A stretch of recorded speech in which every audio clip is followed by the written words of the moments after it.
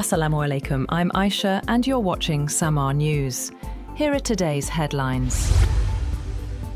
Iranian Foreign Minister Abbas Araghchi has held a telephone conversation with Pakistan's Field Marshal Asim Munir to discuss the latest regional security situation and matters of mutual interest. The call comes amid heightened tensions between Iran and Israel following a fresh exchange of attacks between the two countries. Iranian officials say Araghchi has also been in contact with senior diplomats from Turkey, Saudi Arabia, Qatar, Britain and France as part of ongoing diplomatic efforts focused on de-escalation and regional stability.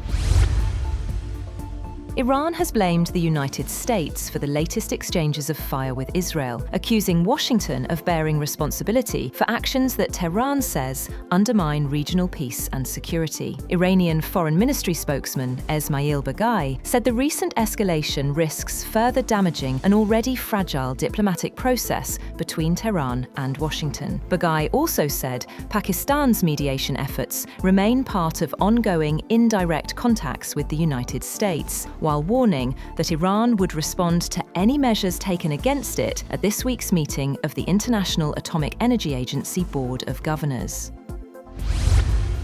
Iran has warned that any new military action by Israel against Iran or Lebanon would trigger what it described as a devastating response as tensions continue to escalate across the region. Iranian officials said attacks on either Iran or Lebanon are unacceptable and stressed that maintaining the Lebanese ceasefire remains an important part of previous diplomatic understandings. Meanwhile, Britain has called on both sides to exercise restraint, while the US Embassy in Jerusalem has issued a security advisory and temporarily suspended consular services amid growing security concerns.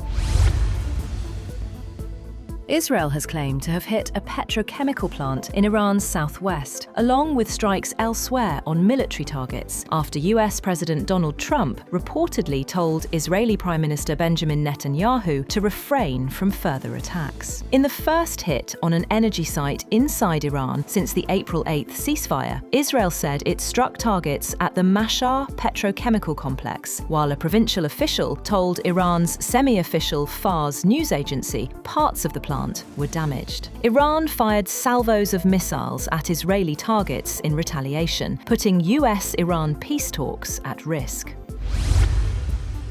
President Donald Trump has said that any future agreement with Iran will not immediately unlock Tehran's frozen overseas assets. In an interview, Trump said the two sides are very close to reaching a deal, but stressed that any financial relief would come only if Iran complies with its commitments. He also reiterated that the United States intends to seize and destroy Iran's stockpile of highly enriched uranium, and claimed Tehran has accepted it will not pursue nuclear weapons.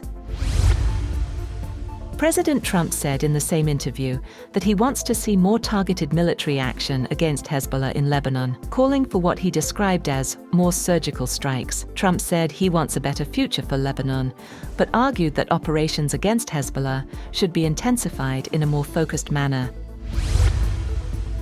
Prime Minister Nikol Pashinyan's Civil Contract Party has won Armenia's parliamentary election, securing 49.81% of the vote, according to preliminary results from the Central Election Commission. The main opposition alliance, Strong Armenia, led by Russian-Armenian billionaire Samvel Karapetyan, came second with 23.29%. Turnout stood at more than 58% in the election closely watched for its geopolitical implications. The result is seen as a boost for Pashinyan's pro-Western direction, including closer ties with the European Union and the United States, and a gradual distancing from Russia.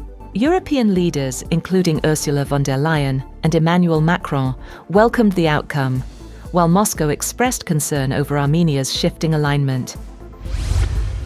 That's all for now. For more updates, visit www.samaa.tv. Thank you for watching Samaa News.